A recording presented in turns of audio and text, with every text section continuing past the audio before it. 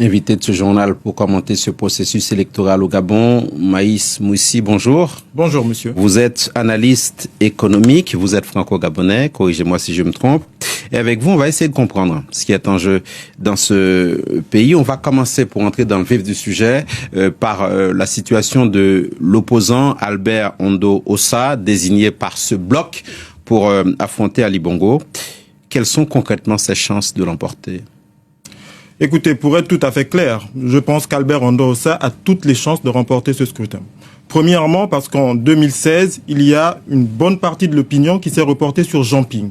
Et la question qu'on doit se poser est, qu'est-ce qui ferait qu'un électeur qui a voté pour Jean Ping en 2016 vote pour Ali Bongo en 2023 ? En sachant que le bilan est quand même assez calamiteux, 105 promesses faites par le président en 2016 pour seulement 13 réalisations.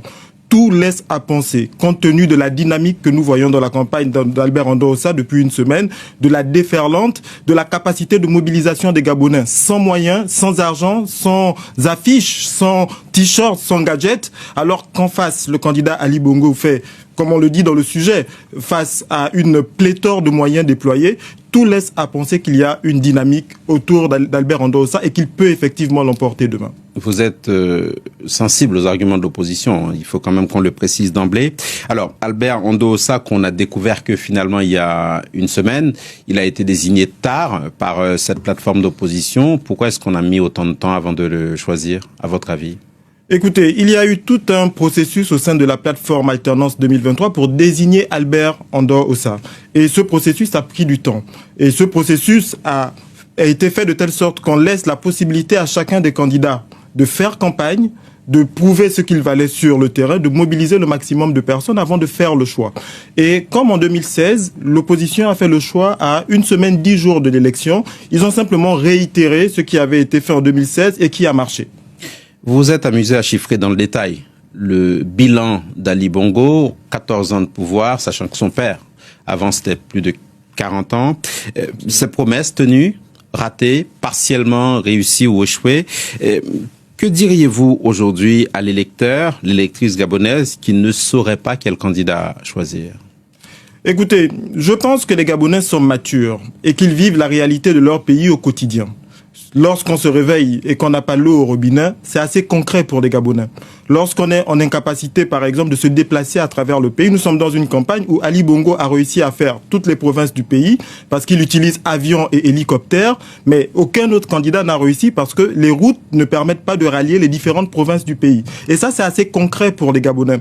Donc, ce que je pense, c'est que le Gabonais aujourd'hui est sensible à sa réalité du quotidien, sa santé, l'éducation de ses enfants, l'avenir de ses enfants, le chômage. 40% des jeunes aujourd'hui sont en situation de chômage selon l'OIT. Donc ces conditions font en sorte que Albert Ondo Ossa effectivement peut jouer là-dessus pour l'emporter. Et quand Ali Bongo dit qu'il veut refonder le modèle social gabonais, vous ne croyez pas ? Écoutez, il a eu 14 années pour le faire. C'est ça toute la difficulté. C'est-à-dire, il a eu 14 années, il a eu des budgets assez importants. Le Gabon est un pays qui dépend principalement des ressources pétrolières. Et en dépit de cela, il n'est pas parvenu à changer le modèle social.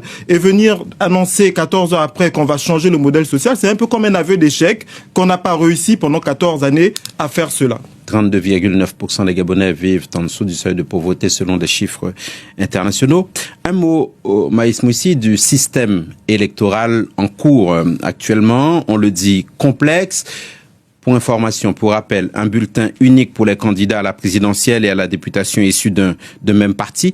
Qu'est-ce que vous pensez de ce système électoral ? Je pense qu'il y a eu des opérations d'enrôlement un peu avant le mois de juillet. Et au cours de ces opérations d'enrôlement, il y a quelque chose qui s'est passé dans le pays. Le nombre d'électeurs inscrits sur la liste électorale a augmenté de 35%. On a 219 000 électeurs supplémentaires. Et habituellement au Gabon, les primo-électeurs sont plutôt favorables à l'opposition. Donc, je pense que le pouvoir a organisé toute une stratégie pour limiter le vote des Gabonais. D'ailleurs, dans la diaspora, qui est souvent sensible à l'opposition et qui vote majoritairement pour l'opposition, on a supprimé une série de bureaux de vote dans des endroits où habituellement l'opposition fait de très grands scores. Donc, je pense que la complexification du système de vote a pour objectif de limiter en fait le nombre de votes et la marge de manœuvre et l'ampleur potentielle de la victoire de l'opposition. Diriez-vous que le système est truqué, est biaisé en amont ? Le système est complètement biaisé. Écoutez, on va à une élection. Le président de la commission électorale, qui est censé être neutre, est un membre du parti démocratique gabonais au pouvoir. Il était au dernier congrès. Tout le monde l'a vu à la télévision. Le juge des élections, c'est la belle-mère d'Ali Bongo. Celui qui organise les élections, c'est le ministre de l'Intérieur d'Ali Bongo. Je ne sais pas comment on peut dire autre chose que cette élection, sur le papier, est biaisée. Mais ce n'est pas pour autant que les Gabonais ne se mobilisent pas. La mobilisation que nous voyons autour de l'alternance 2023, c'est quelque chose que nous n'avons plus vu au pays depuis quasiment une décennie. Il y a donc une dynamique et une déferlante. D'où ma prochaine question, Maïs Moussi. Quel est le sentiment qui prédomine aujourd'hui au Gabon? Quel est l'état d'esprit du pays globalement? Écoutez, les gens ont peur. Les gens ont peur parce que l'organisation est en train d'être, l'élection est en train d'être organisée dans une opacité qu'on n'a jamais vue dans le pays. Depuis 1993 qu'on organise des élections multipartites présidentielles, il y a toujours eu des observateurs internationaux. Pour la première fois dans l'histoire du Gabon, il n'y aura pas d'observateurs internationaux, ni de l'Union européenne, ni de l'Union africaine, ni de la CEAC, ni de la CEMAC. Permettez-moi juste de terminer là-dessus. C'est la première élection pour laquelle il n'y a pas de journalistes internationaux accrédités. Pas plus tard que la semaine dernière, on a expulsé des journalistes à l'aéroport de Libreville. C'est la première élection où les diplomates en poste à Libreville n'ont pas reçu le mandat d'observateur qu'ils ont eu à toutes les élections précédentes. Donc les gens se demandent pourquoi veut-on organiser une élection dans une telle opacité, alors que le président lui-même appelait au mois de janvier à une totale transparence pour des élections apaisées. Comment se positionne le Gabon face aux grands enjeux actuels du continent déjà ? Écoutez, s'il y a quelque chose qu'on peut reconnaître à Ali Bongo, c'est son engagement en faveur des questions environnementales. Il est totalement mobilisé sur ces questions, mais en fait, dans l'opinion au niveau des Gabonais, ça pose problème parce que non pas que les Gabonais ne sont pas sensibles à ces questions, c'est qu'ils ont des problèmes existentiels, les problèmes de base au sens de la pyramide des besoins de Maslow, se nourrir, se loger, s'habiller, et ça c'est particulièrement compliqué. Vous savez, selon le dernier recensement 2013, on a un déficit en logement à peu près de 300 000 logements. Ça veut dire qu'on a 80% des Gabonais en 2023 qui sont mal logés. Et ça, c'est de la réalité du quotidien. Si vous dites il faut préserver les forêts et en même temps les gens vivent dans la grande précarité, le message ne passe pas forcément. Un dernier élément, Maïs Moussi, Feu Ali Bongo, le père... Omar Bongo, Omar Bongo, le père d'Ali Bongo, était l'un des piliers de ce qu'on a appelé la France-Afrique. À ce qu'on sache, le fils Bongo n'a pas divorcé avec ce système, il a même dit ne pas le reconnaître. Quel est le rapport du Gabon à la France aujourd'hui au regard de ce qu'il se passe sur le continent africain ? Écoutez, tout le monde se le demande. Nous avons vu le président Macron à Libreville au premier trimestre dans le cadre du One Forest Summit.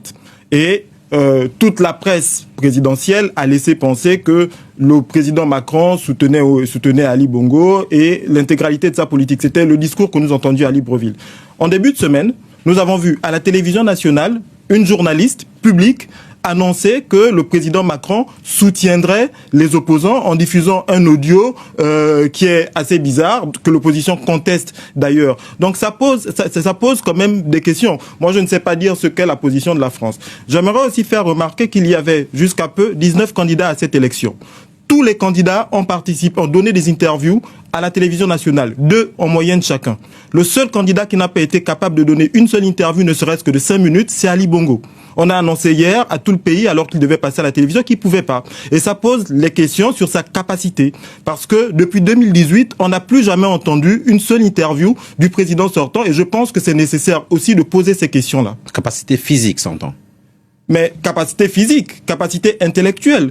Qui imagine en France une élection présidentielle où le président français ne donne pas une seule interview à la télévision publique? C'est ce que nous sommes en train de vivre aujourd'hui au Gabon. Merci beaucoup, Maïs Moussi, d'être venu jusqu'à nous. Analyste économique franco-gabonais, voilà ce qu'on pouvait dire avec vous pour l'instant de ces élections générales. Demain, samedi au Gabon. Merci.